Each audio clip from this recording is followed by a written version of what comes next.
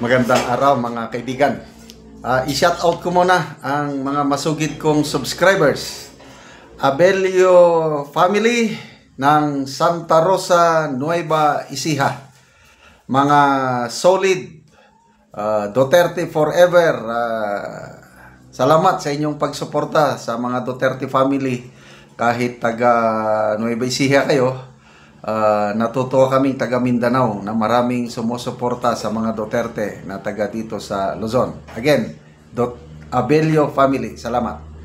Okay, ito, bigyan natin ng opinion, reaksyon ng balita sa Abante.com. Malungkot na balita. Binababoy ang 2026 budget. Title, DPWH binababoy 2026 budget. Pahayag ito ng isang Deputy Speaker. Isiniwalat ni House Deputy Speaker at Antipolo City Representative Ronaldo Pono ang nangyari umanong walang hiyaan sa 2026 National Expenditure Program kung saan naglaho ang mga proyekto na ipinanukala ng mga distrito at napunduhan ang mga proyekto na tapos na. Sabi nila, ayusin na nila, transparent na ngayon. Ano ba na? Talagang bakit nagkakaganito? Isa lang ang mano ko dyan, because of weak leadership. Hindi sila takot sa nakaupo. Baliwala. Hindi katulad nung kay Tatay Digong natin, sabi lang niya, sige, ulitin nyo pa magtanim ng bala, ipapakain ko sa inyo yan. Yun. Tindi, may dala pang mura. Anong nangyari? At hininto nila. Ito ngayon, super bait, super. Ito nang nangyari, walang hiyaan. Salamat dito kay Congressman Puno na diskubrihan nila. Sabi niya, yung 2026 budget, nag-uumpisa pa lang tayo dito. Nag-uumpisa pa lang tayo, pero ang dami ko nang nakikitang mga katakatakang bagay. Sabi niya sa isang press conference. Paliwanag ni Puno, ang mga congressional district ay mayroong nakalaang pundo para sa mga lokal na proyekto at para sa 2026 ay nasa 150 million ang halaga nito. Ang mga DPWH District Engineer at Regional Officer ay nagsumiti umano ng listahan ng proyekto para sa mga congressional district. Nakakuha umano siya ng kopya ng isinumiting listahan ng District at Regional Office ng DPWH.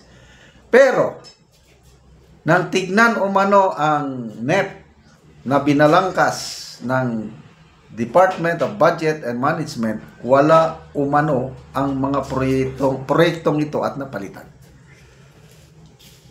Yung mga, in fairness, may mga matitino pa rin opisyales sa DPWH. So yun, nagsasubmit sila ng proyekto na mapunduhan. So, yan, maganda yan. Pag pinag-aralan ng mga maganda. Ang pangit, yung mga insertion, yung mga sinisingit. So itong pinag-aralang maigi, nag-undergo ng vetting process. Sinabmit na. Pagdating sa NEP, nawala. Anong klase? At ang ipinalit, ang mga proyekto na natapos na. Ano ba yan? Napunduhan na, natapos na, tapos yan na naman ang ikinarga ngayon. So mayroon talagang kawalang hiyaan na nangyayari. Sinabi ni Puno na maging si House Majority Leader at Ilocos Norte Representative Sandro Marcos, ang panganay na anak ng Pangulo, ay nakaranas din nito. Kung hindi ba naman napakawalang hiya ang ginawa nito? Sabi nga ni Majority Sec, sabi niya, I also experienced the same thing. Pati yung distrito ng ating Pangulo at ang ating Majority Leader, kinana rin ng ganyan, napakawalang hiya talaga. Sino ang nagwawalang hiya? Sino ang gumagawa? ay nandyan din sa gobyerno.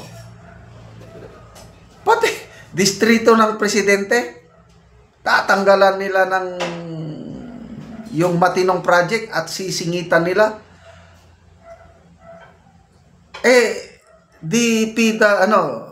DBM, may nangyayari. I don't know paano masolve ito. I am a loss of words. Nagsisimula pa lang.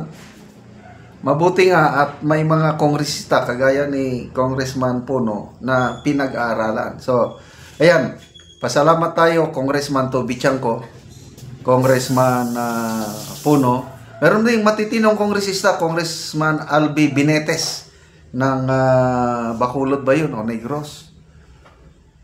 Talagang Congressman Marcoleta, inutingkay nila ang budget, tinitignan maigi. Pasalamat na rin tayo yung mga makakaliwa. Kahit minsan nilalabanan nilang gobyerno, but pagdating na dito sa budget, sila rin ang mga nagrereklamo. So, bakit nangyayaring ganito? It's all because of leadership. Kung ano kasi ang nakikita nilang ginagawa sa taas, nakikita na, ginagawa ninyo, di gawin din namin. Ganun lang yan eh. Ako, nung pumasok ako sa serbisyo, 1983, naabutan ko ang aming mga commanders. May ginagawang mga hindi maganda. Kaya kaming nasa lower ranks, kung anong ginagawa nila, ginagawa rin namin. Kaya nakagawa din ako ng mga kalukuhan nung una. Kasi set the example eh.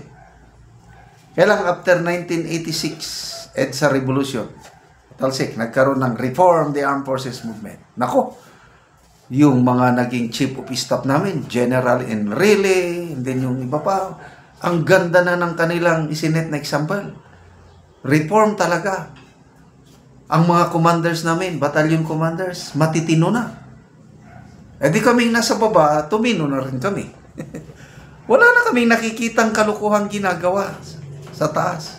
Ganun lang yun. It's all about leadership. Bakit tayo nagkakaganito? Dahil sa ating leader na napakahina. Nabudol nga tayo. Okay, salamat mga kaibigan sa inyong pagsubaybay sa ating channel. Nakakatulong kayo ng malaki sa tribong Talandig ng Bukidnon. Ang sweldo natin, excuse me, sa channel na ito is pantulong sa tribo. Namimigay tayo ngayon ng livelihood assistance, nagpapatanim ng saging lakatan at Arabica coffee. So itong mga bagong farmers na mag-enroll sa program tutulungan, dinadala namin field trip sa isang established coffee plantation sa Bukidnon. No? Panoorin nyo, para ma-inspire sila na dapat ganyan ang magiging tanim nila. Panoorin nyo ang video na ito. O karon mo na ni ang nag-uban nga mananom og kape sa pagbisita sa kapehan ni Uncle Arnel. Mo na ni si Elvin og Maise. So gyud mi og pagtanom og kape kay nakita namo ang kapehan ni Uncle Arnel. Nakabisita mi diri sa ang kapehan. Oo. So muna ni silang nag-uban. Mi nga kung magkatanom mi maparehag gyapon na ang among kape. Paparehaan ni inyong kape. Oh, tanawa mga dagan kayo og bunga oh. Arabica. Oh. So Martes mag-harvest si Uncle Arnel ane. So dagan kayo og bunga oh. So duha na ni siya katuig kul ba? Duha na siya katuig. Oh, mupod ni ang masamong ni Manang Ilma. Nag-uban. Sikpud ko kay usapod ko nakakita nga nibisita mi diri sa lugar. Aron po ug magkatanom mi nga may nani among tanom. Lagi. So mo ni ang nakita oh, nga dagan kayo bunga. Mga hinog na. Oh, mga dagko kayo bunga oh. Arabica, mo ni siya ang kape nga Arabica. So duha na ni siya katuig apan nag-anam og kadagan ang iyang unod.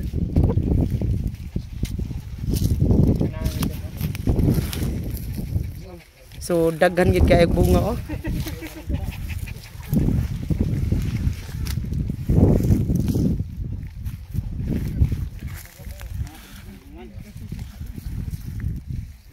So muna ni giluagon sa kapehan ni Uncle Arnel oh.